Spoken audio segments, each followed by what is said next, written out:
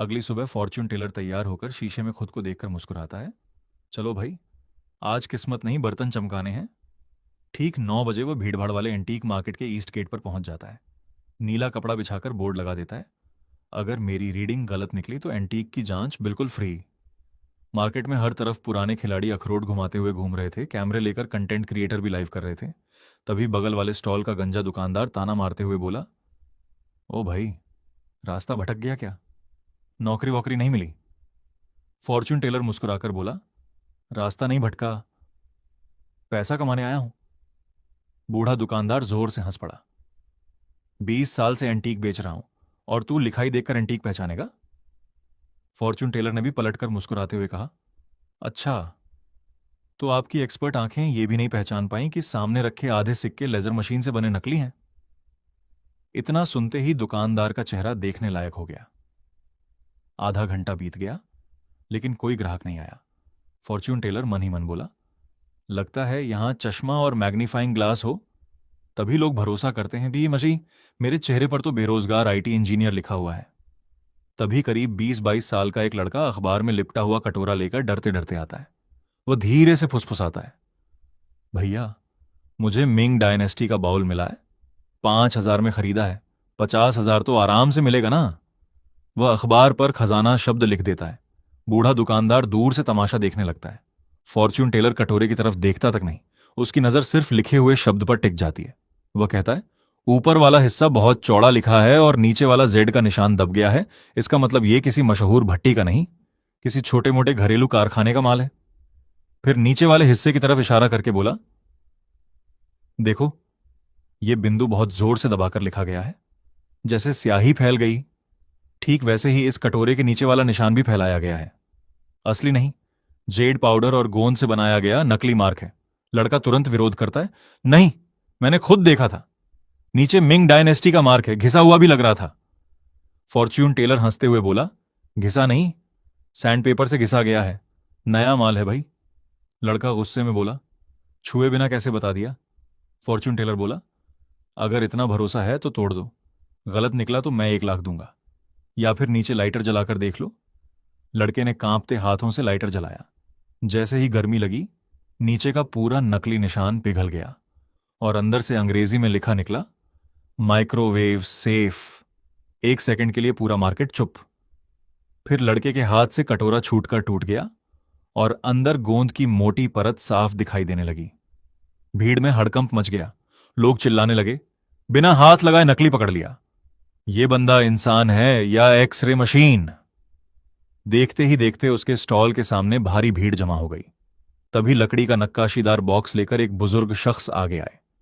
उन्होंने बॉक्स सामने रखकर कहा, पहले वाला बाउल पकड़ना आसान था, असली टेस्ट ये पेंटिंग है।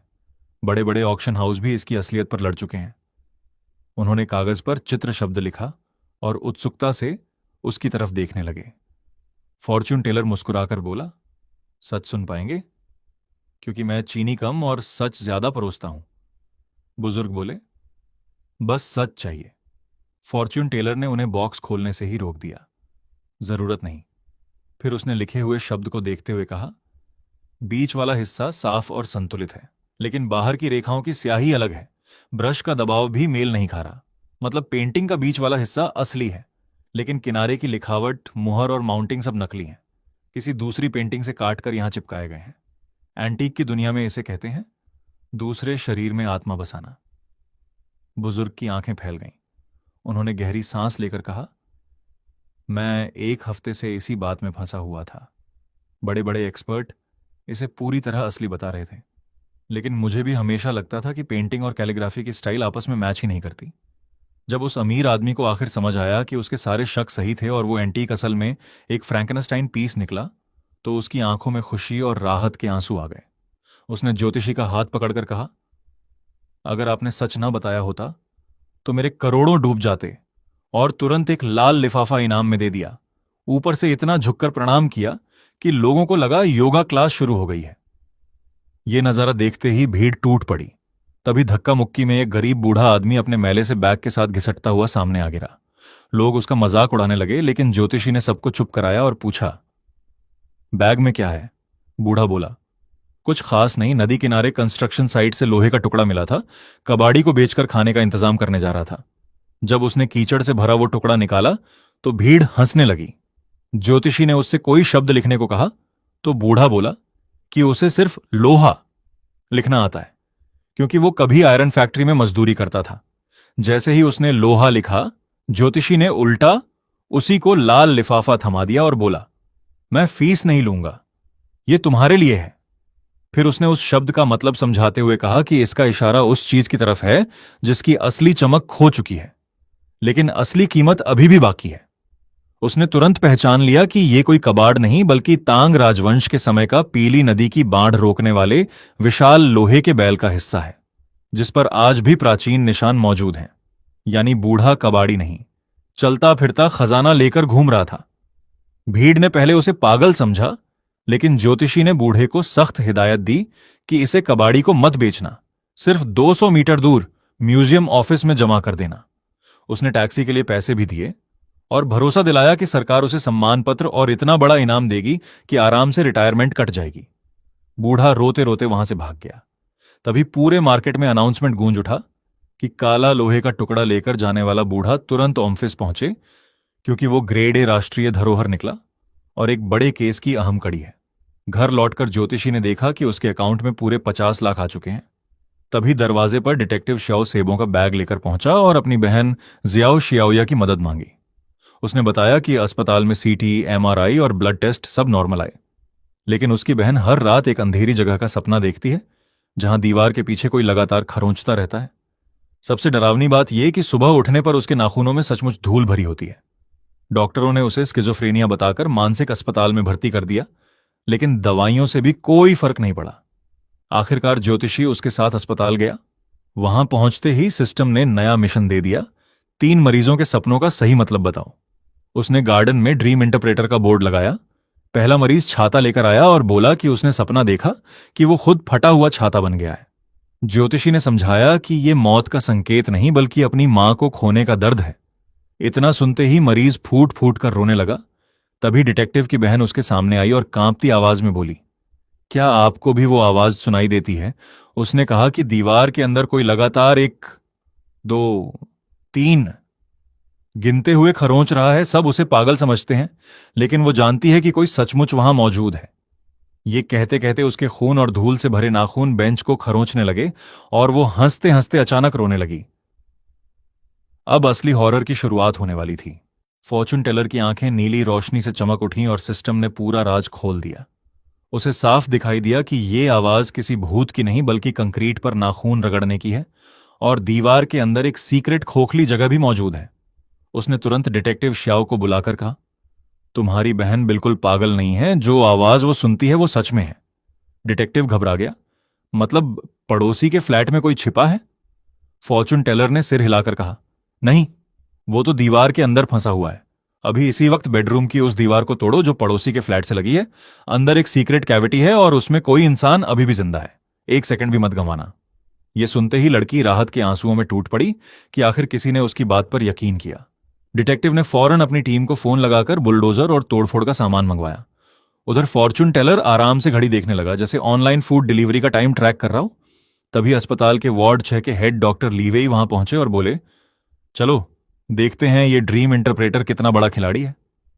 उन्होंने अपना सपना बताया कि ऑपरेशन करते समय हर स्केलपेल रबड़ जैसा मुलायम हो जाता था और मरीज का शरीर कट ही नहीं रहा था। फॉर्चून टेलर ने डॉक्टर के हाथों को गौर से देखकर कहा, यह काम का तनाव नहीं है। तुम्हारा अवचेतन मन अब चाकू से नहीं, अपने हाथों से इंसानों का मांस फाड़ना चाहता है। डॉक्टर हंस पड़ा, लेकिन अगले ही पल फॉर्चून टेलर बोला, तुम्हारे हाथ किसी जान बचाने वाले डॉक्टर के नहीं, जल्लाद के लगते हैं। बेहतर होगा खुद पुलिस के सामने सरेंडर कर दो। डॉक्टर का चेहरा सफेद पड़ गया और वो भाग खड़ा हुआ। तभी डिटेक्टिव को कॉल आया। दीवार तोड़ दी गई थी।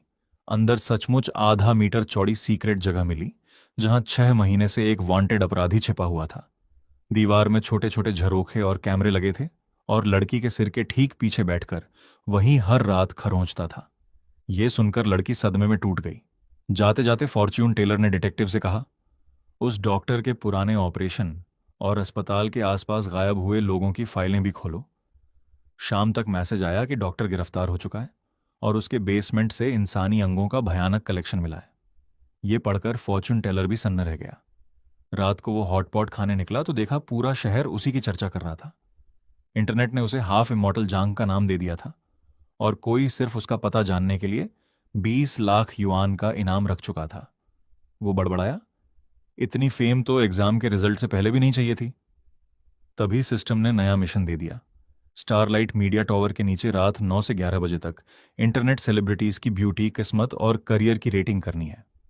उसने सोचा, वाह, अब मुझे 100 फिल्टर और 200 प्लास्टिक सर्जरी वाले लोगों की सच्चाई बतानी है। सिस्टम को मेरी दुश्मनी पक्की है।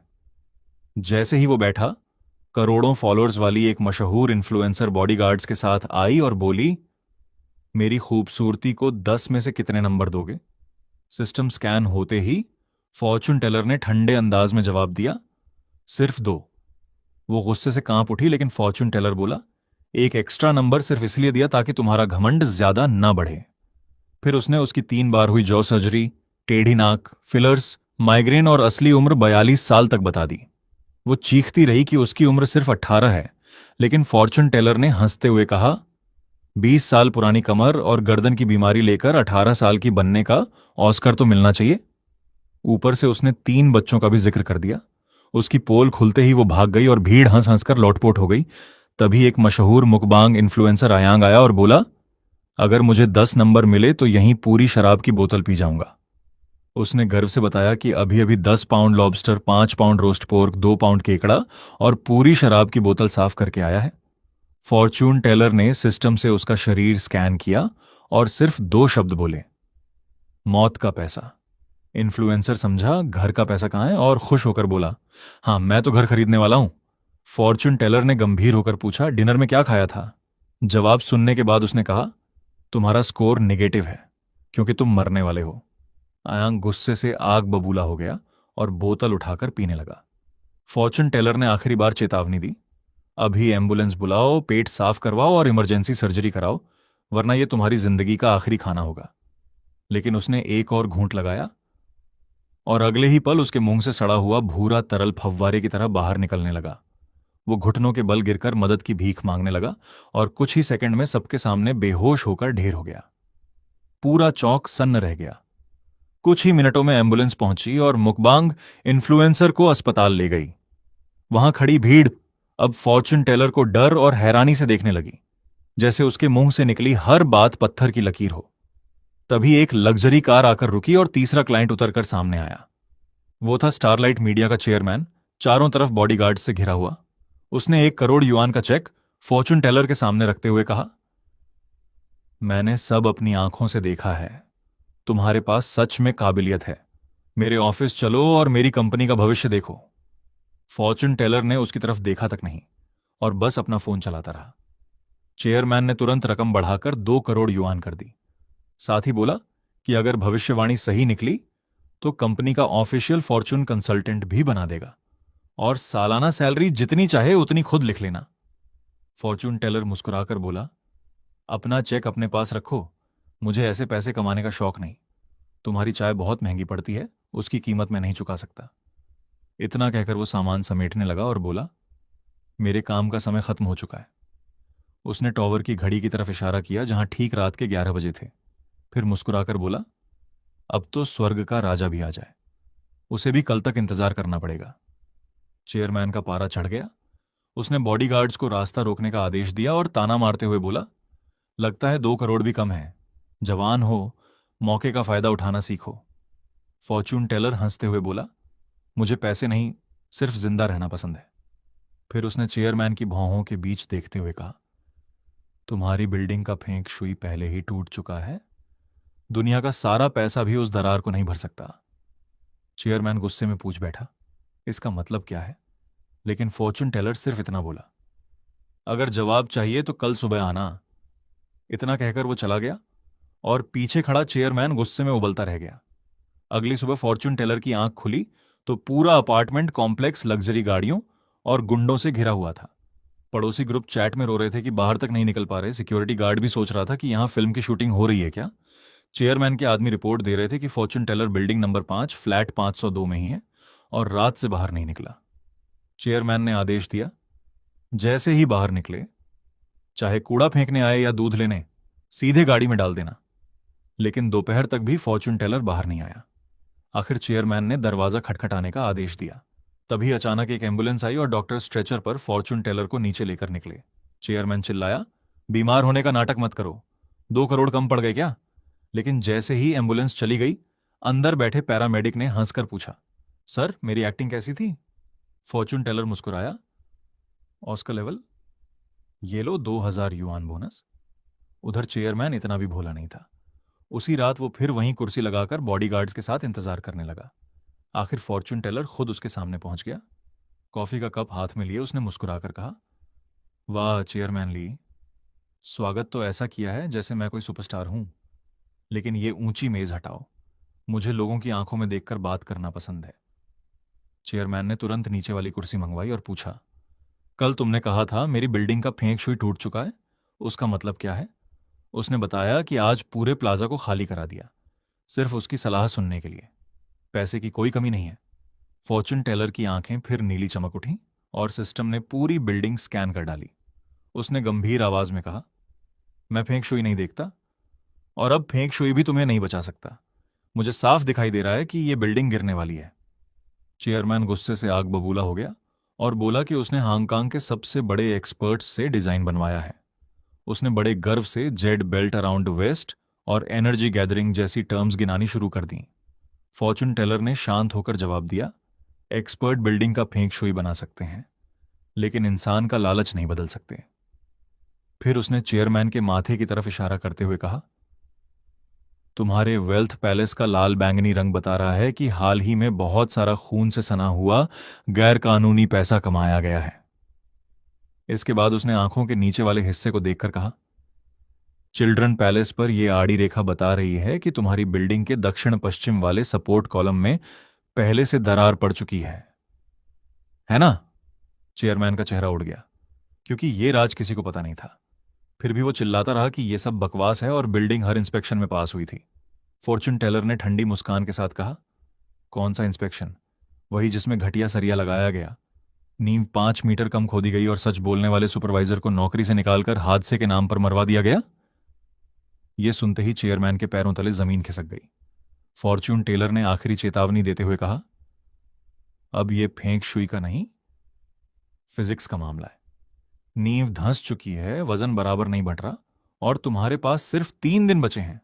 अगर इस बिल्डिंग को तुरंत मजबूत नहीं कराया तो इसके साथ बहुत सारे लोग भी दफन हो जाएंगे। फॉर्चून टेलर ने अपनी 2 उंगलियां उठाकर चेयरमैन की आंखों में देखते हुए कहा, सिर्फ 3 दिन, बस 3 दिन बाद यह पूरी बिल्डिंग ढह जाएगी और यह कोई छोटी मोटी दरार नहीं होगी, पूरा स्ट्रक्चर ताश के पत्तों की तरह गिर जाएगा। उसने सख्त लहजे में आगे कहा, चेयरमैन ली, अब यह कोई बिजनेस डील नहीं रही। तुम्हारे पैसे मुझे नहीं चाहिए। अगर यह बिल्डिंग गिरी तो हजारों बेगुनाह लोग मरेंगे और इस प्रोजेक्ट से कमाया गया हर पैसा इंसानी जानों की कीमत होगा। आखिर में तुम्हारी मंजिल सिर्फ जेल की बैरक और कैदियों वाला खाना है। यह सुनते ही वहां मौजूद लोग, जो पहले से लाइव स्ट्रीम कर रहे थे, चेयरमैन के सारे काले कारनामे रिकॉर्ड करने लगे। चेयरमैन घबरा गया और गुस्से में चीख पड़ा, सब कैमरे बंद करो, लाइव अभी के अभी बंद करो। लेकिन तब तक बहुत देर हो चुकी थी। फॉर्चून टेलर ने घड़ी देखी और शांत स्वर में कहा, मेरे काम का समय खत्म हो गया है। इतना कहकर वो अपनी कार में बैठकर वहां से निकल गया। रास्ते में उसने मन ही मन सोचा, आज कम से कम हजारों लोगों की जान बच गई।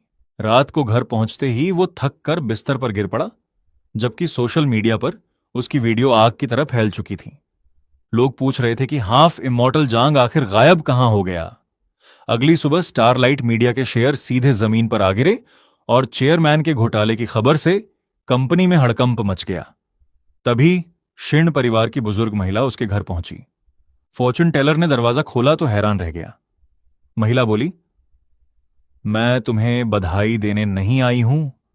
जिन्हाई यूनिवर्सिटी में कुछ अजीब हो रहा है।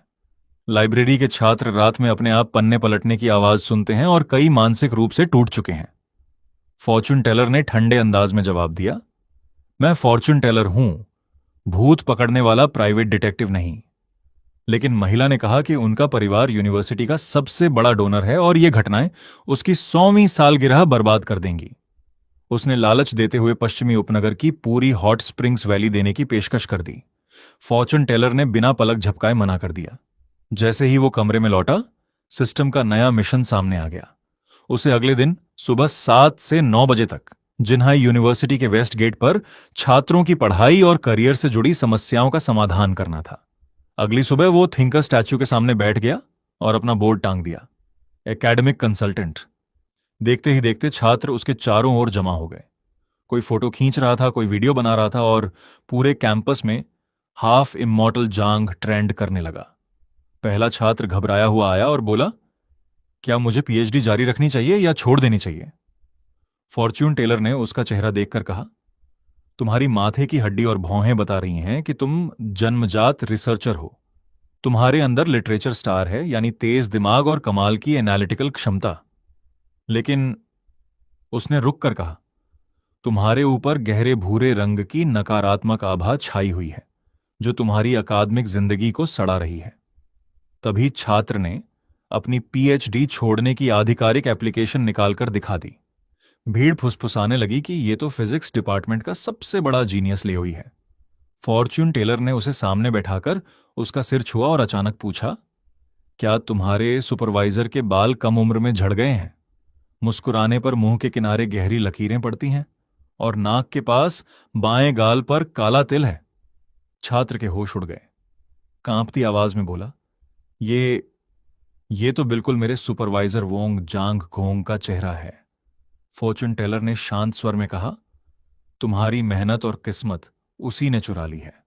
तुम देवदार के पेड़ जैसे हो जो खुद खड़ा होकर दूसरों को सहारा देता है, लेकिन तुम्हारा सुपरवाइजर बैल की तरह है जो खुद ऊपर चढ़ने के लिए दूसरों का खून पसीना चूसता है।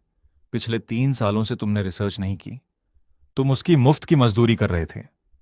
यह सुनते ही छात्र की आंखों से आंसू बहने लगे।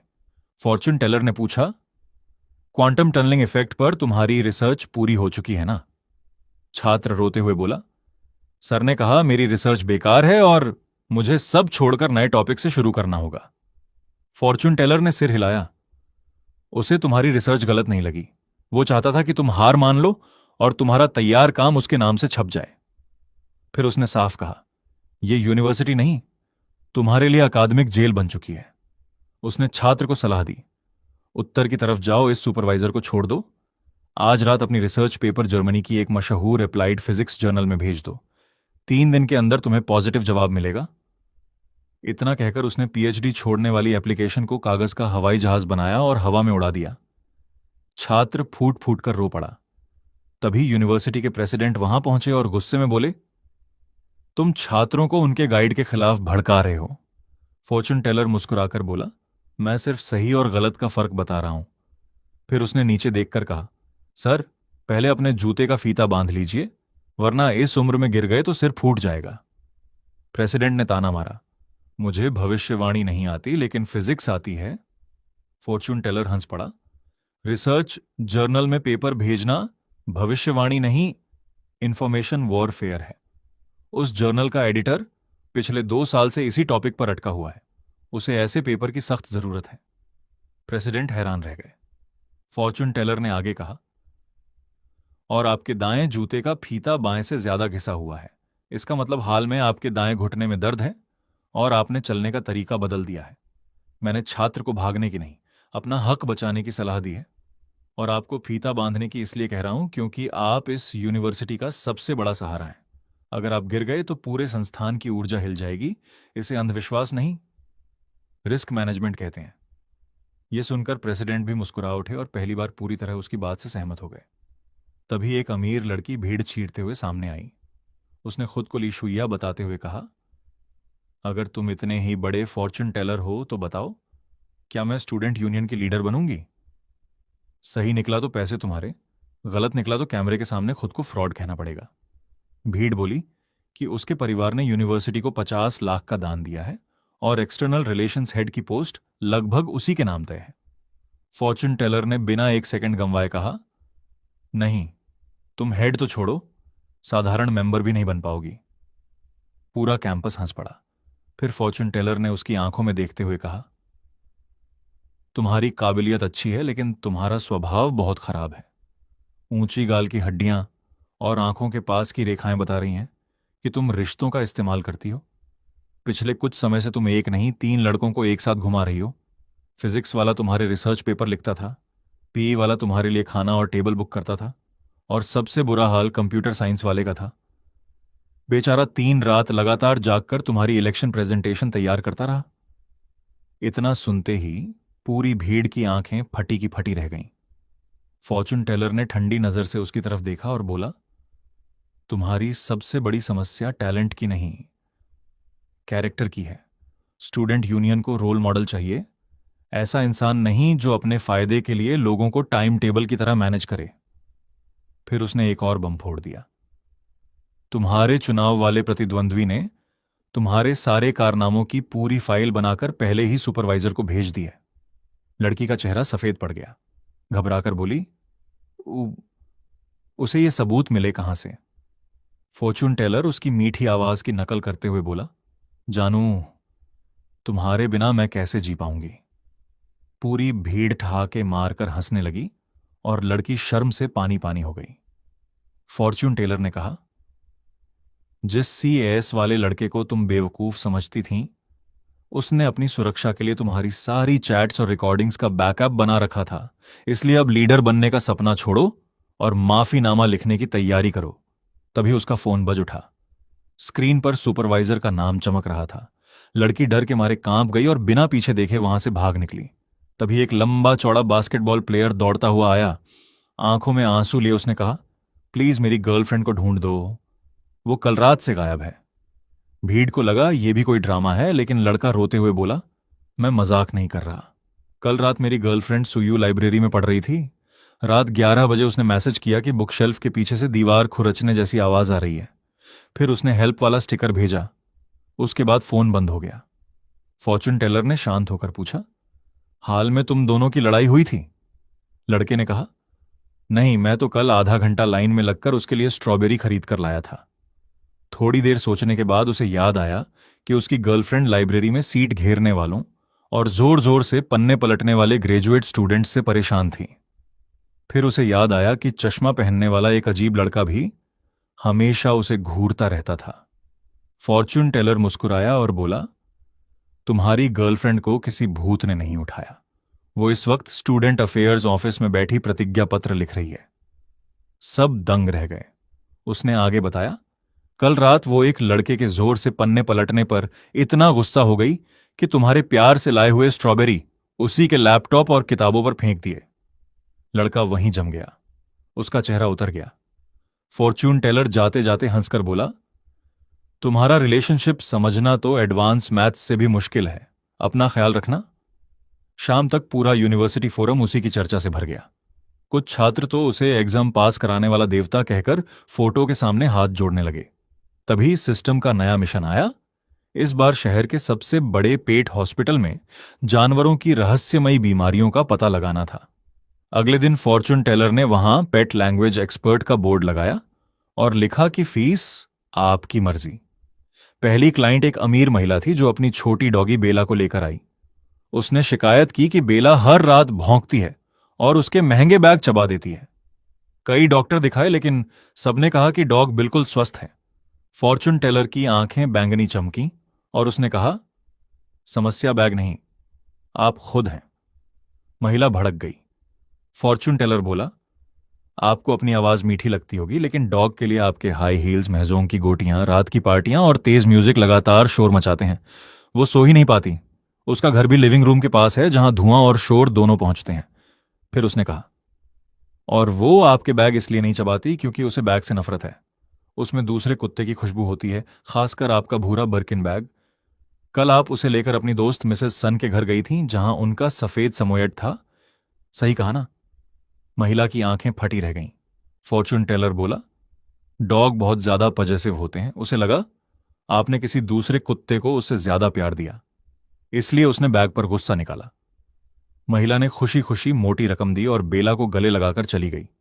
तभी एक डिलीवरी बॉय दौड़ता हुआ आया। उसने कहा, सर, मेरी बिल्ली पर शायद भूत चढ़ गया है।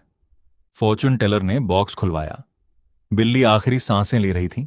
सिस्टम ने तुरंत बताया कि उसे नार्सिसस फूल के जहर से न्यूरोटॉक्सिसिटी हुई है। फॉर्चून टेलर बोला, यह भूत नहीं, जहर है। लड़का हैरान रह गया। उसने कहा कि बिल्ली तो घर से बाहर भी नहीं निकलती। फॉर्चून टेलर ने पूछा, घर में कोई नया पौधा लाए हो? लड़के को याद आया कि उसने हवा साफ करने के लिए बालकनी में सफेद फूलों वाला नार्सिसस रखा था। फॉर्चून टेलर ने माथा पकड़ लिया। बिल्ली ने उसके पत्ते चाट लिए या गमले के नीचे जमा पानी पी लिया। यह पौधा बिल्लियों के लिए जानलेवा होता है। उल्टी, दौरे, नसों का लकवा और फिर दिलबंद, यही इसका असर है। लड़का रोने लगा। फॉर्चून टेलर चिल्लाया, अभी भागो! डॉक्टरों से कहना नार्सिसस पॉइजनिंग है। तुरंत उल्टी करवाओ, पेट साफ करवाओ और एंटीटॉक्सिन लगवाओ। 10 मिनट भी देर हुई तो भगवान भी नहीं बचा पाएंगे। लड़का दौड़ पड़ा।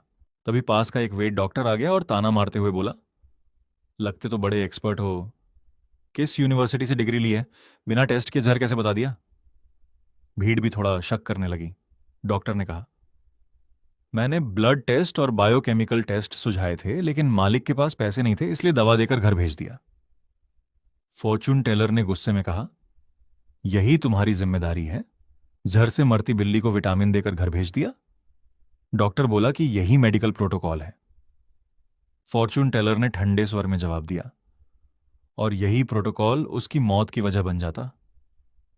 तभी डिलीवरी बॉय दौड़ता हुआ वापस आया। उसने रिपोर्ट डॉक्टर के मुंह पर मारते हुए कहा, देखो, फॉर्चून टेलर बिल्कुल सही था। बिल्ली के पेट से नार्सिसस के पत्ते निकले, टेस्ट में लाइकोरिन पॉइजनिंग निकली और एंटीटॉक्सिन लगते ही उसकी जान बच गई। पूरी भीड़ दंग रह गई। वे डॉक्टर शर्म से सिर झुकाकर खड़ा रह गया। अब सारे पेट ऑनर्स अपने अपने जानवर लेकर फॉर्चून टेलर के पास दौड़ पड़े। लेकिन उसने कहा, मेरे अपने नियम हैं, आज सिर्फ एक आखिरी रीडिंग होगी। लोग आखिरी मौके के लिए बोली लगाने लगे। तभी एक गंजा आदमी कंधे पर तोता लेकर आगे आया। फॉर्चून टेलर ने उसी को आखिरी क्लाइंट चुना। आदमी बोला, मेरा तोता बिल्कुल फिट है, इससे ज्यादा हेल्दी तो मैं भी नहीं हूं। फॉर्चून टेलर मुस्कुराया, बीमार नहीं है, बस आजकल जरूरत से ज्यादा बोलने लगा है। तभी तोता जोर से चिल्लाया, जानू दरवाजा खोलो। फिर बोला, पासवर्ड 8888। चलो डेट पर चलते हैं, मेरी बीवी को मत बताना। और आखिर में जेम, शरारती लड़की। पूरा मैदान हंसी से गूंज उठा। बेचारा गंजा आदमी पसीना पसीना हो गया और बोला, ये सब टीवी देखकर सीखा है। लेकिन तोता फिर चिल्लाया, जानू दरवाजा खोलो। भीड़ हंसते हंसते लोटपोट हो गई। किसी ने चिल्लाकर पूछा, भाई टीवी देखते हो या अपनी लव स्टोरी की रिप्ले? आखिर गंजे आदमी ने रोते हुए कबूल किया, मेरी बीवी को हमेशा शक रहता है कि मेरा किसी और औरत के साथ चक्कर चल रहा है। बेचारा उदास होकर बताता है कि उसकी शादी अब डिवोर्स तक पहुंच चुकी है और वो फॉर्चून टेलर से हाथ जोड़कर कहता है, भाई मेरी इज्जत बचा लो। फॉर्चून टेलर उसकी बात सुनकर अपनी हंसी मुश्किल से रोकता है। फिर गला साफ करके कहता है, तुम्हारी सारी परेशानी की जड़ तुम्हारा तोता है। वो बताता है कि तोते ने हाल ही में बहुत सारे नए शब्द सीख लिए हैं और इसका असली टीचर तुम्हारी कार में रखा हुआ एक स्टफ्ड टॉय है। आदमी तुरंत मना कर देता है और कहता है, मैं कोई बच्चा नहीं हूं जो कार में टॉय रखूं। तभी तोता जोर से चिल्लाता है, पासवर्ड 48 है, पासवर्ड 48 है। यह सुनते ही आदमी के होश उड़ जाते हैं। उसका चेहरा एकदम सफेद पड़ जाता है और शरीर कांपने लगता है।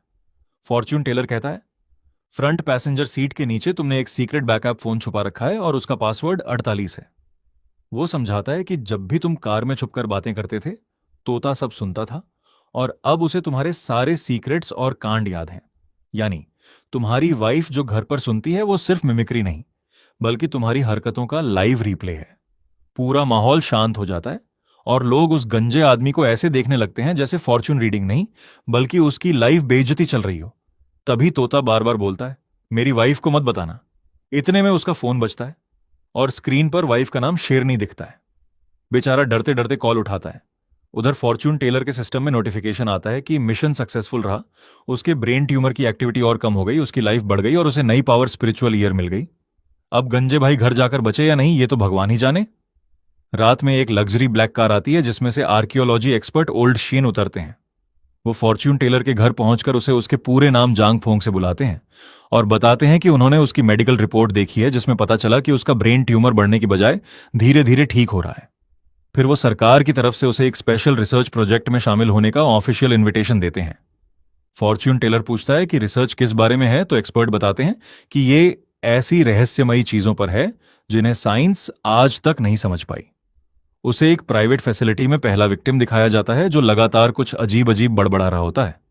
कंट्रोल रूम में बैठे एक प्रोफेसर उसका मजाक उड़ाते हैं, लेकिन तभी एक साइंटिस्ट नोटिस करता है कि फॉर्च्यून टेलर की उंगलियों की टैपिंग बिल्कुल विक्टिम के होंठों की मूवमेंट से मैच कर रही है। माहौल अचानक बदल जाता है। फॉर्च्यून टेलर अपनी टेलीपैथी एक्टिवेट करता है और अपनी विजन में देखता है कि विक्टिम पानी में डूब रहा है। उसके पैरों में घास लिपटी हुई है और उसके फेफड़े जल रहे हैं। आंखें खोलकर वो पूछता है, क्या जोंग युआन 7 साल की उम्र में अपने गांव की नदी में डूबा था और उसकी जान मुश्किल से बची थी?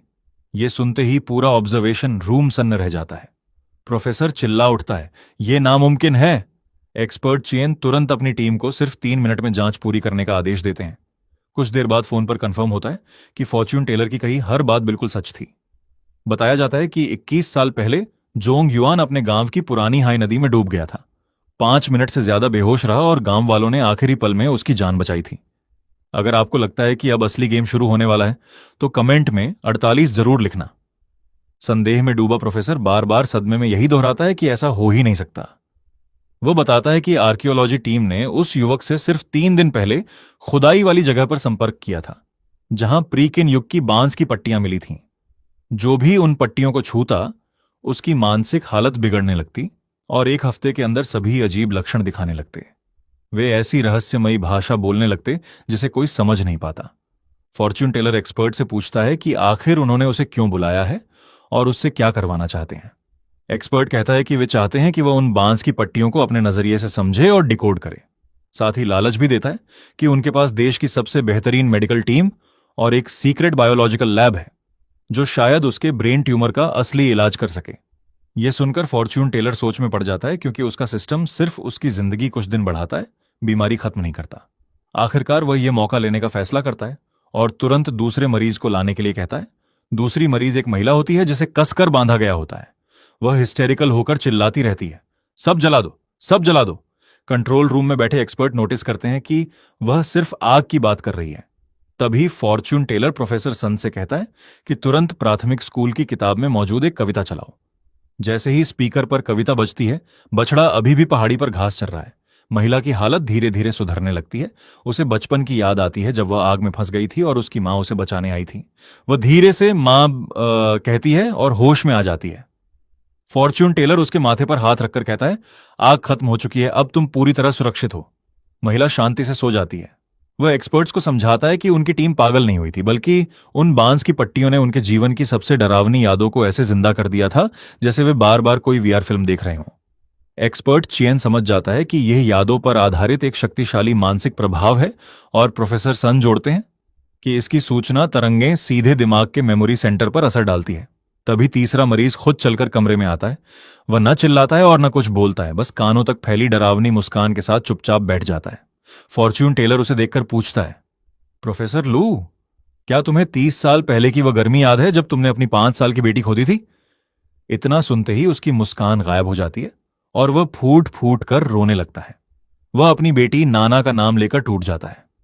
फॉर्च्यून टेलर बताता है कि बांस की पट्टियों ने उसके जीवन के सबसे बड़े पछतावे को पकड़ लिया था। 30 साल पहले वह देश का मशहूर वैज्ञानिक था, लेकिन विदेश में रिसर्च में फंसा रहा।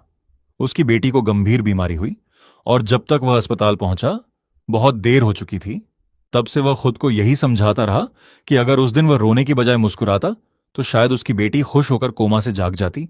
यही पछतावा उन पट्टियों ने हमेशा दोहराने वाला कोड बना दिया। इसलिए वह सच में मुस्कुरा नहीं रहा था, बल्कि अपनी पूरी जिंदगी अपनी बेटी से खामोशी से माफी मांग रहा था। प्रोफेसर जमीन पर गिरकर रोने लगता है। फॉर्च्यून टेलर गार्ड से कहता है कि उसे आराम करने दो, उसके साथ एक साइकेट्रिस्ट रखो और उसे रोने दो, क्योंकि दिल का दर्द बाहर निकलने के बाद ही उसे राहत मिलेगी। इसके बाद फॉर्च्यून टेलर 1 महीने की छुट्टी लेकर समुद्र किनारे आराम करने चला जाता है। तभी उसके सिस्टम का नोटिफिकेशन आता है कि वह जरूरत से ज्यादा रिलैक्स हो चुका है, इसलिए उसे तुरंत नया मिशन दिया जाता है। नया मिशन मीडिया प्रोडक्शन सिटी में एक्टर्स की किस्मत पढ़ने का होता है। अगले दिन वह फिल्म सिटी पहुंचकर अपना बोर्ड लगाता है, फिजियोग्नॉमी से कास्टिंग, मेकअप से किस्मत बदलें। एक जूनियर आर्टिस्ट उसका मजाक उड़ाता है कि अब तो ठग भी प्रिसिजन टारगेटिंग करने लगे हैं। फॉर्च्यून टेलर शांत होकर कहता है, जिसे भरोसा नहीं वो दूर रहे। तभी पहली अभिनेत्री उसके पास आती है और पूछती है कि क्या वह सच में चेहरा देखकर कास्टिंग बता सकता है। वह पूछता है, वो कितने साल से एक्स्ट्रा हो? लड़की कहती है, वो 3 साल से, वो लेकिन हमेशा नौकरानी का रोल मिलता है। फॉर्च्यून टेलर कहता है, तुम्हारे चेहरे की वजह से नहीं, बल्कि तुमने खुद अपने लीड रोल वाले चेहरे को नौकरानी वाला बना दिया। लड़की चौंक कर कहती है कि उसने कोई प्लास्टिक सर्जरी नहीं करवाई। वह जवाब देता है, सर्जरी नहीं, लेकिन जरूरत से ज्यादा फिलर लगवाकर अपने चेहरे की तेज हड्डियों वाली पहचान मिटा दी। पहले तुम्हारा चेहरा महारानी या महिला जनरल जैसे दमदार किरदारों के लिए परफेक्ट था, लेकिन एक इंजेक्शन ने सब खत्म कर दिया।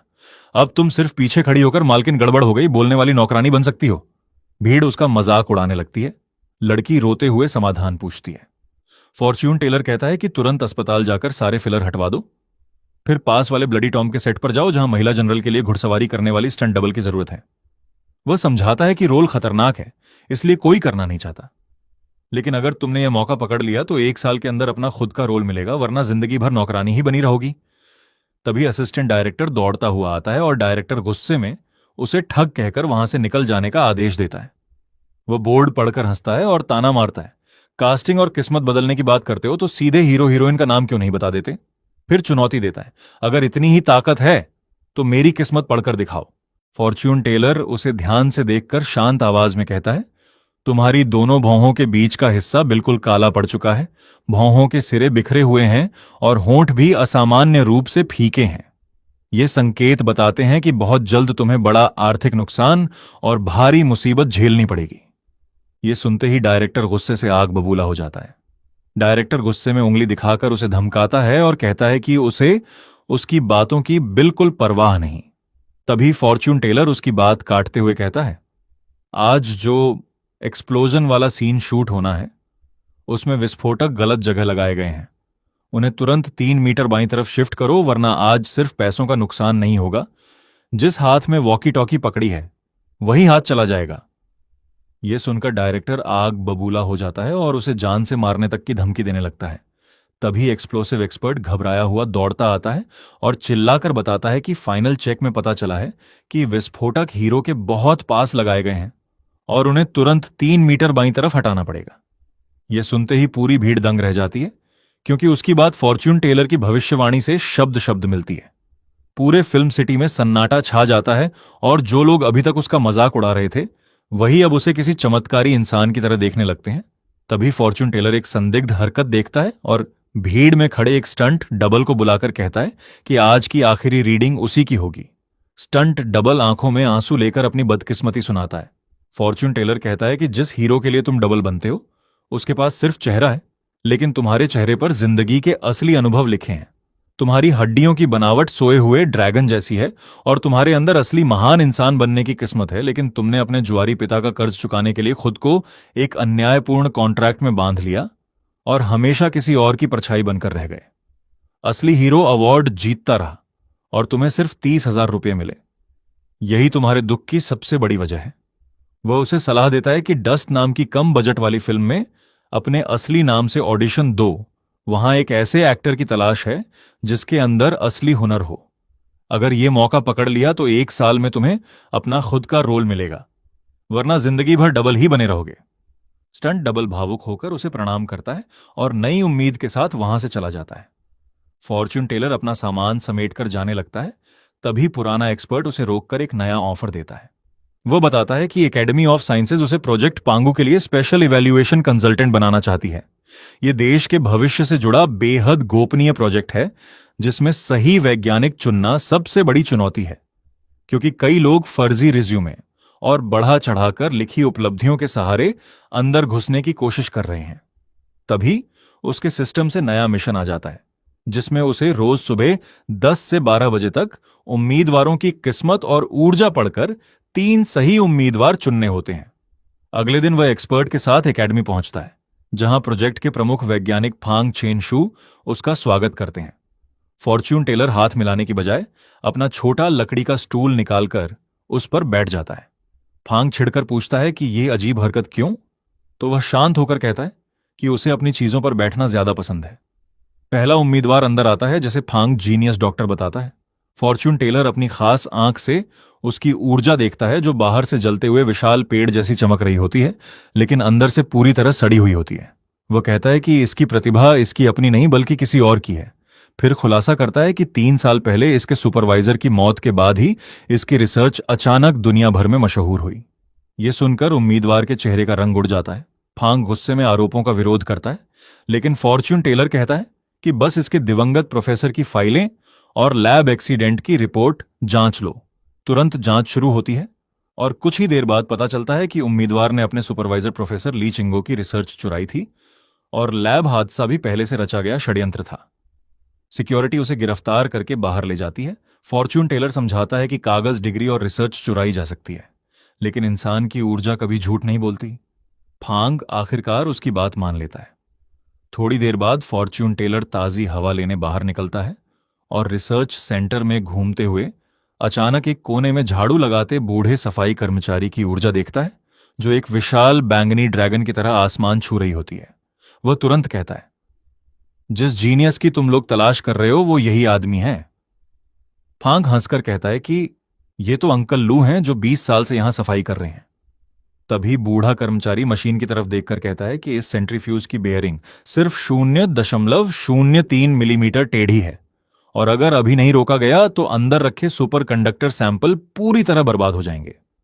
फांग तुरंत मशीन चेक करता है और स्क्रीन पर बिल्कुल 0.03 मिलीमीटर की ही चेतावनी देखकर उसके होश उड़ जाते हैं। वह हैरान होकर पूछता है कि यह कैसे पता चला। बूढ़ा मुस्कुराकर कहता है कि उसने सिर्फ मशीन की आवाज सुनकर समझ लिया, क्योंकि उसकी आवाज किसी बीमार इंसान जैसी लग रही थी। फॉर्च्यून टेलर दोबारा अपनी आंख से उसे देखता है और उसके अंदर छिपी रहस्यमयी बैंगनी आभा देखकर कहता है कि इतनी किस्मत और इतनी ऊर्जा किसी साधारण इंसान की नहीं हो सकती। वह देश की नींव रखने वाले महान लोगों में से एक है।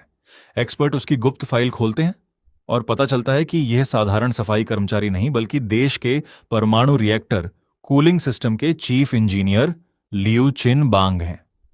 सबकी आंखें नम हो जाती हैं। प्रोफेसर फांग झुककर उनसे माफी मांगता है। बूढ़े वैज्ञानिक मुस्कुराकर फॉर्च्यून टेलर से पूछते हैं कि उसने उनकी असली पहचान कैसे जान ली। वह जवाब देता है, मैं कभी किसी की डिग्री, पैसा या पुरानी उपलब्धियां नहीं देखता। मैं सिर्फ ये देखता हूं कि उसके अंदर मेहनत और जुनून की आग अभी भी जल रही है या नहीं। तभी तीसरी उम्मीदवार, एक खूबसूरत लड़की, मुस्कुराते हुए कमरे में प्रवेश करती है। वह फॉर्च्यून टेलर से हाथ मिलाने आगे बढ़ती है, लेकिन जैसे ही वह अपनी खास आंख से उसे देखता है, उसके पैरों तले जमीन खिसक जाती है, क्योंकि उसकी नजर में वह इंसान नहीं बल्कि एक रोबोट निकलती है।